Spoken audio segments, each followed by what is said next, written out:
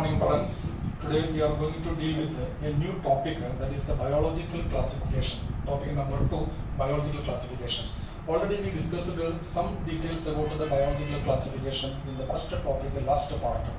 Okay. Now in this topic we are going to deal something more about the biological classification. Actually, what is the biological classification? Classification of the bio means living organisms into different groups and categories is known as the biological classification. We know that. But actually this classification begins when the civilization of the human civilization begins. From that period onward the classification started. So at the beginning, in the olden days, the organisms are classified into different categories according to the need of the people. For example, some of the plants are useful for preparing the shelter. Shelter means a house, furniture, etc. And some of the plants are useful for the food. Example, wheat, rice, or something like that. And some of the plants are useful for the preparing the cloth. For example, the jute plant, it is helping for preparing the cloth, and some other plant, cotton plant, etc. And like that, animals, the hide of the animals, the skin of the animals. So, organisms, or animals and plants, we don't know actually animal and plant. Organisms are classified into different categories according to the use. That is the use for the shelter, use for the clothes, and use for the food. So this is the olden days classification by the common people. But this classification is not a scientific, no scientific base for that. So a scientific based classification, a classification with a strong scientific base is required. And the first scientific based classification is proposed by the Aristotle. See, Aristotle. We know Aristotle is a great naturalist. He classified organisms or the plants, especially plants, into herb, shrub, and tree. Herb, shrub, and tree. So what is the herb, shrub, tree? We know the meaning actually. Herb means the plant which is growing only up to the holy basin. The tulas, ഇവിടെ വാട്ടുന്ന plant പ്ലാന്റിലെ ഹർബ് മണായിസ് പിന്നെ തെജവിഷ jazz ഉഞ്ചിനെ വാട്ടുന്ന plant ലിംബച്ച ജാടിക്കുമോ citrus fruit ജാട് ഇവിടെ height വാട്ടുന്ന जे plant आहे त्याला पण shrub म्हणतो and एकदम उंच वाढणारे plant त्याला पण tree म्हणायचे. So according to the height, the plants are classified into herb, shrub, and tree. This is the first scientific classification of the organisms. But the credit for this classification is gone to the another scientist, that is the great taxonomist, the father of the taxonomist, the Linnaeus. Okay, so we are going to study the different types of the classification of the living organisms. The first one is the olden classification, we left that, and the scientific base of the scientific classification is first performed by actually the Aristotle, but the credit is going to the Linnaeus. So Linnaeus classified the organisms into two. What is the criteria for the classification of the living organism into two by the Linnaeus? It is only considered some animals are moving and some animals are not moving. Those animals are not moving is not the plants with the green color, and those organisms which are moving, that is known as animal. So according to the Linnaean classification, in the year 1758, Linnaeus classified the organisms into plants and animals. Plants and animals. And Linnaeus also classified the animals again into two groups according to the presence of RBC or not the presence of RBC. So in the presence or not the present RBC, the animals are classified into two groups. That group is the Enema and Anema. The group Enema means having RBC, and Anema means no RBC.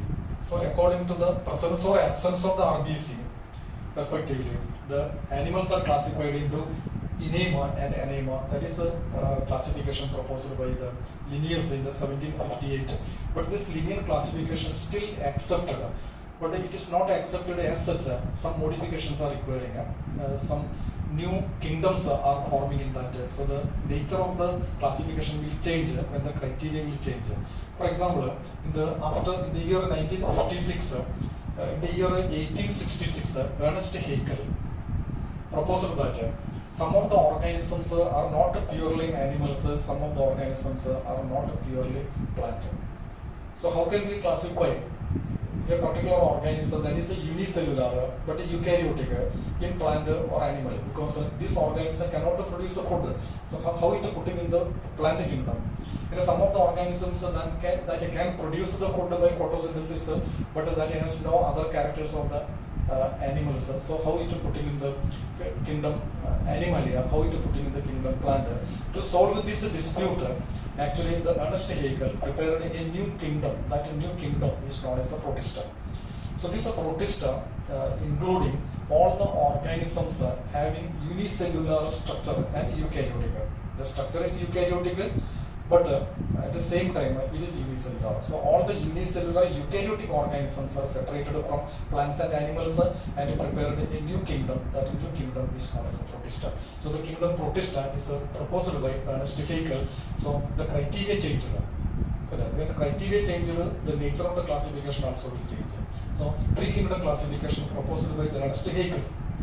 Then the years are going on and the new studies are coming out, and according to the latest knowledge, in the year 1956, again a new kingdom proposed by the Copeland, the scientist, naturalist Copeland proposed in 1956, a new kingdom. What is the new kingdom? Monera is the new kingdom.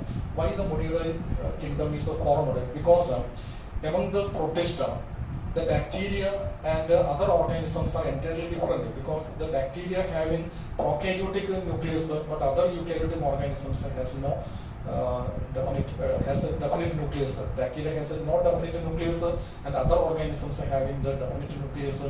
So presence of the definite nucleus, very clear nucleus, and the presence of the indefinite nucleus, or it is called incipient nucleus, the organisms are again separated. Protista again separated into two groups, that is Protista having prokaryotic nucleus and a Protista having eukaryotic nucleus.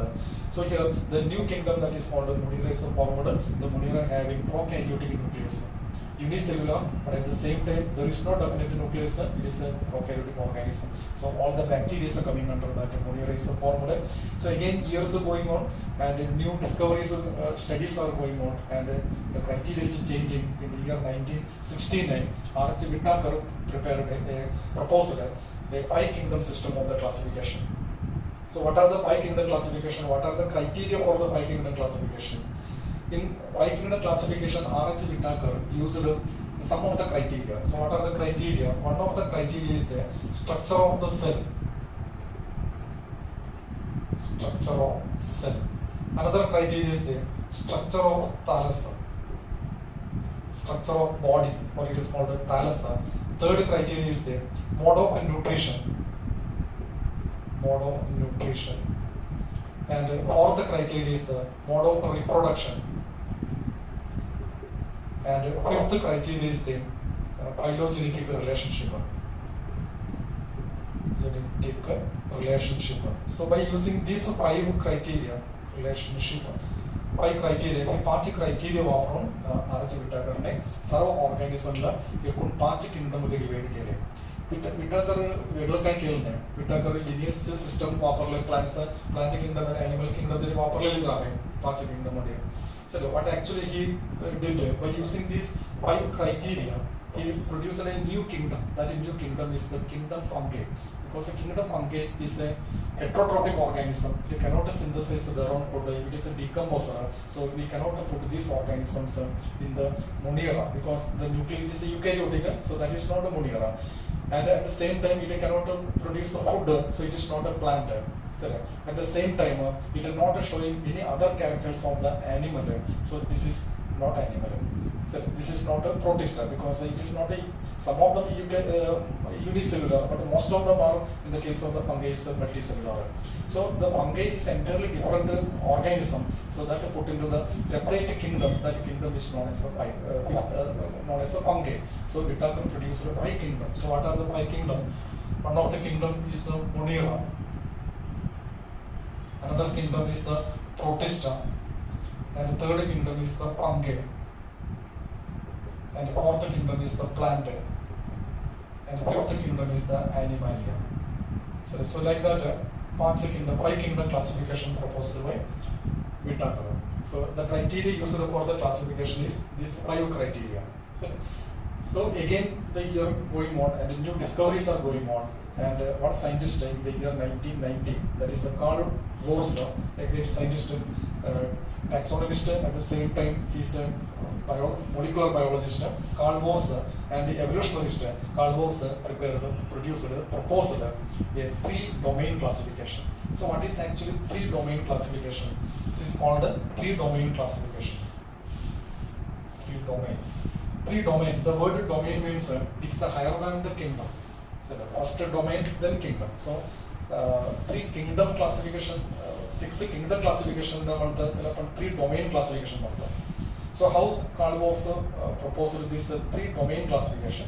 So according to the Carl Woese, all the bacteria is not similar. So the bacteria are unicellular, bacteria are prokaryotic organization because there is no definite nucleus, that is everything is okay. But all the bacteria is not similar. How he is saying that all the bacteria is not similar? Because he took a particular nucleotide sequence of the RNA. He used 16S RNA. 16S RNA. So when studying the 16S RNA nucleotide sequence, some of the bacteria showing a particular pattern of the nucleotide sequence, and some other bacteria showing an entirely different type of the nucleotide sequence. So those organisms, Munira is classified into 2 groups. That is called, these 2 groups are called RK and bacteria. So bacteria is actually eubacteria. All the true bacteria is coming under the bacteria, and the bacteria which are having a particular property that are coming under the archaebacteria. So he actually divides the Munira into eubacteria and archaebacteria, and all other kingdom is kept as such. So this 3-domain classification means the eubacteria is one kingdom, archaebacteria is another kingdom, and the remaining one, that is known as the protista, and fungi and plant animalia, it is known as the eukarya. So he divides eubacteria, archaebacteria, and eukarya. These are the 3 domains. So when 3 domains are forming, it automatically forms the 6th kingdom. What are the 6th kingdom? Kingdom eubacteria, kingdom archaebacteria, and kingdom protista, kingdom fungi, kingdom plant, and kingdom animalia. So that is called a 6th kingdom classification. So the criteria is changing, and a new method of the new type of the classification is coming, and the criteria will again change in the future. A new classification means the 7th kingdom classification, or more than kingdom classification, 8 kingdom classification may come in the future. So this is called a biological classification. Students, we know that animals are classified first at 2 kingdom classification by Linnaeus, then 3 kingdom classification by the Ernest Haeckel, 4 kingdom classification by Copeland, and 5 kingdom classification by Whittaker, and 6 kingdom classification is to go to the Carl Woese. Okay, that means okay now, and we can discuss the later, the next part of this topic. Thank you very much.